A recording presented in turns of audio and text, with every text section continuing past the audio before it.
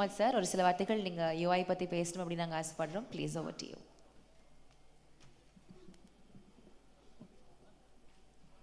அனைவருக்கும் பணிவான வணக்கங்கள்.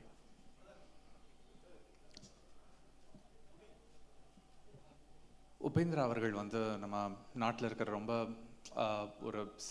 ரொம்ப சில டைரக்டர்ஸ் தான் ஒரு அவுட் ஆஃப் தி பாக்ஸாக ரொம்ப யூனிக்கான கான்செப்ட்ஸ் எடுத்துக்கிட்டு அதை ஒவ்வொரு வாட்டியும் ப்ரெசென்ட் பண்ணணும்னு சொல்லி நினைப்பாங்க.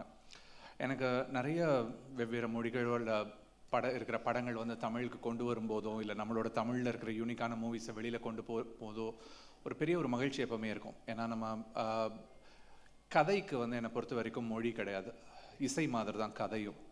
வசனங்களுக்கு தான் மொழி தேவைப்படுமே தவிர்த்து ஒரு கதைன்றது ஒரு எண்ணம் தான். அந்த எண்ணம்க்கு மொழி இல்லை.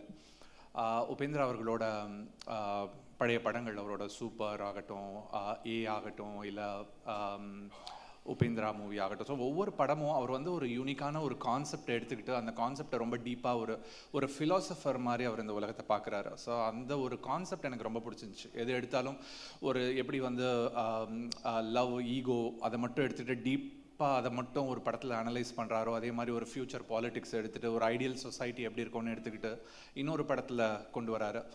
இந்த படத்தோட ட்ரெய்லர் பார்த்தேன். ட்ரெய்லர் செம்ம இம்ப்ரெசிவாக இருந்துச்சு. ஒரு மாசமான ஒரு ஸ்கேலில் ஒரு டோட்டலி டிஃப்ரெண்ட் ஒரு ஃப்யூச்சரில் செட் பண்ண மாதிரியான ஒரு படம் ரொம்ப அழகாக செட் பண்ணியிருந்தார் இந்த படத்தை.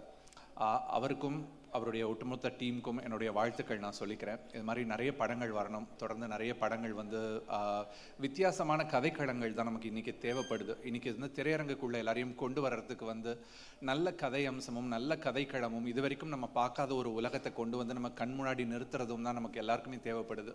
அது மாதிரி வர படைப்பாளிகள் எங்கேருந்து வந்தாலும் அவங்கள நம்ம எல்லாம் வரவேற்கணும்னு நான் நினைக்கிறேன். அவங்களுக்கு அந்த ஒட்டுமொத்த குழுவுக்கு என்னுடைய வாழ்த்துக்கள் சொல்லிட்டு விடைபெறேன். நன்றி, வணக்கம். Thank you so much for your kind words, sir.